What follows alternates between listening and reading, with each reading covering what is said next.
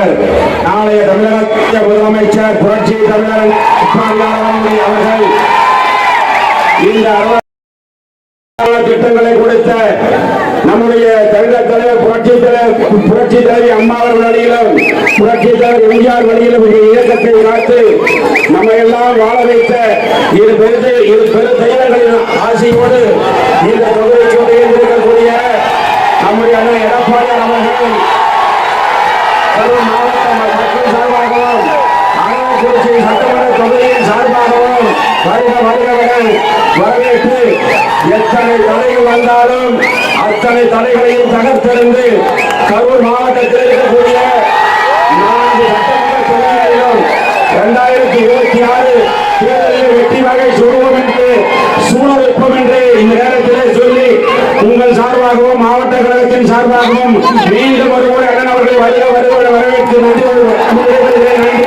வணக்கம்.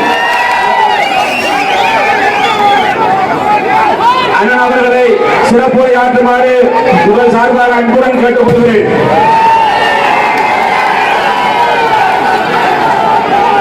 பொன்மனச்செம்மல் புரட்சி தலைவர் எம்ஜிஆர், புரட்சி தலைவி அம்மா இருவரும் தெய்வங்களை வணங்கி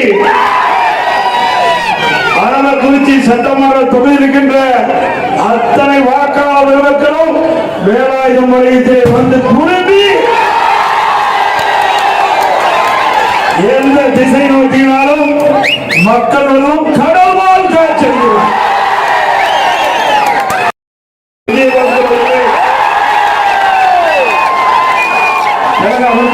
முன்னாள் அமைச்சர் அண்ணன் திரு கருவூர் சுந்தரசாமி அவர்களே, அமைப்பு செயலாளர் முன்னாள் அமைச்சர் சோதர் பி தங்கமணி அவர்களே, மாநில எம்ஜிஆர் செயலாளர் முன்னாள் அமைச்சர் சோதர் திரு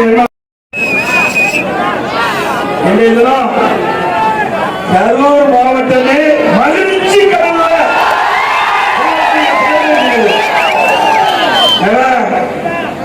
இங்கு கரூர் மாவட்டத்தில் முன்னாள் அமைச்சர் உங்களுக்கு யாருக்கு தெரியும், செந்தில் பாலாஜி அவருடைய அடக்குமுறையை உகத்தெறிந்து தரத்தெறிந்து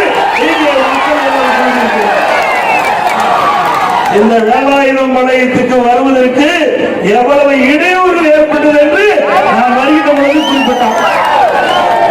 இன்றைக்கு அரவக்குறிச்சி சட்டமன்ற தொகுதியில் இருக்கின்ற மக்கள் எழுச்சி பயண நிகழ்ச்சி பொதுக்கூட்டத்தில் கலந்து கொள்வதை தடுக்கின்ற நோக்கத்தோடு செயல்படுகின்ற அவல ஆட்சி திமுக ஆட்சி. ஸ்டாலின் அவர்களே, உங்களுடைய முன்னாள் அமைச்சருடைய பேச்சை கேட்டு வேண்டும் என்று திட்டமிட்டு எங்களுக்கு பல்வேறு நெருக்கடிகளை கொடுத்துக் கொண்டிருக்கிறீர்கள். நீங்கள் எவ்வளவு நெருக்கடி கொடுக்கிறீர்களோ அவ்வளவு வீரியம் எங்களுடைய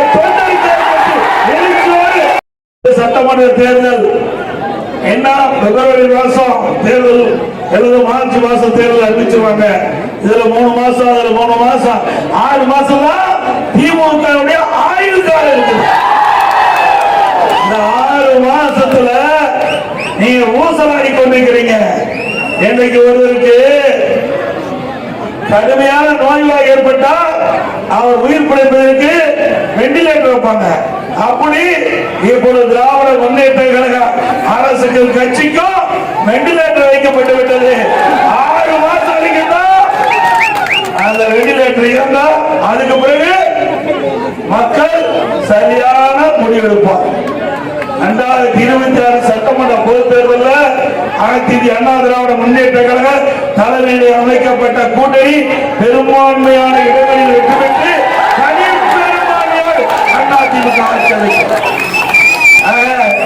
எப்பொழுது அதிகாரிகள் சிந்திக்க வேண்டும், நீங்க நடைமுறையோடு செயல்பட வேண்டும். இங்க இருக்கின்ற மக்கள் படிக்கின்ற வரி பணத்தில் தான் உங்களுக்கு சம்பளம் கொடுக்கிறாங்க. அந்த மக்களை பாதுகாப்பது இங்க இருக்கின்ற காவல்துறையுடைய கடமை, இங்க இருக்கின்ற அதிகாரியுடைய கடமை. அதற்கு மாறாக வேண்டுமென்று திட்டமிட்டு எங்களுடைய கழக நிர்வாகிகளுக்கும் தொண்டர்களுக்கும் பொதுமக்களுக்கும் உங்களால் நெருக்கடி கொடுக்கப்பட்டால் இதற்கெல்லாம் பதில் சொல்கின்ற விரைவில் வரும். அது கூட சொன்னாங்க, அந்த வாகனத்தெல்லாம் தடுத்து நிறுத்தப்பட்டு வேறு திட்டமிட்டு இந்த நிகழ்ச்சியில் பங்கு பெறாத ஒரு சூழலை உருவாக்க பார்த்தாங்க. அதையும் மீறித்தான் இங்கே மக்கள்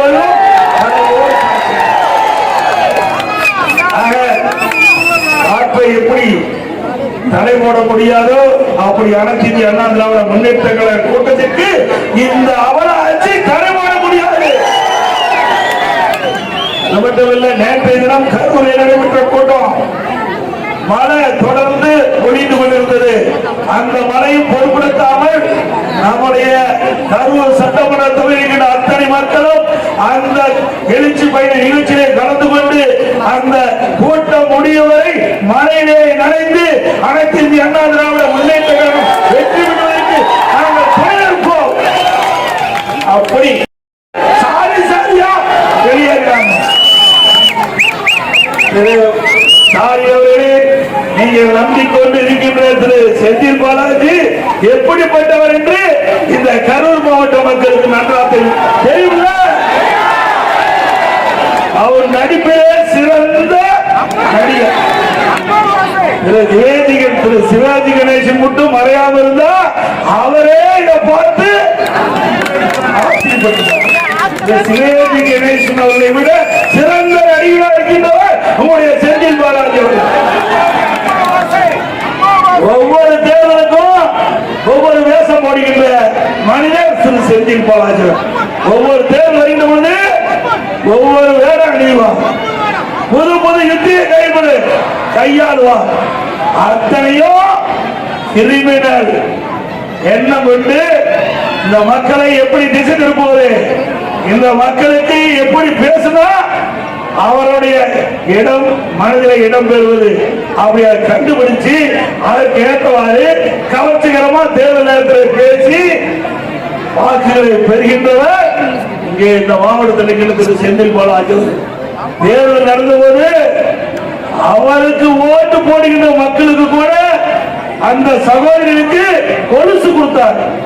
வெள்ளி கொலுசு கொடுக்குன்னு சொல்லி கழகத்தை சேர்ந்தவர்கள் சிறப்பா செயல்பட்டா போதும், உடனே செந்தில் பாலாஜி அவர் மேல ஒரு கேஸ போடுவார், அவரை கைது செய்வாங்க, அவளை வந்து மிரட்டுவது.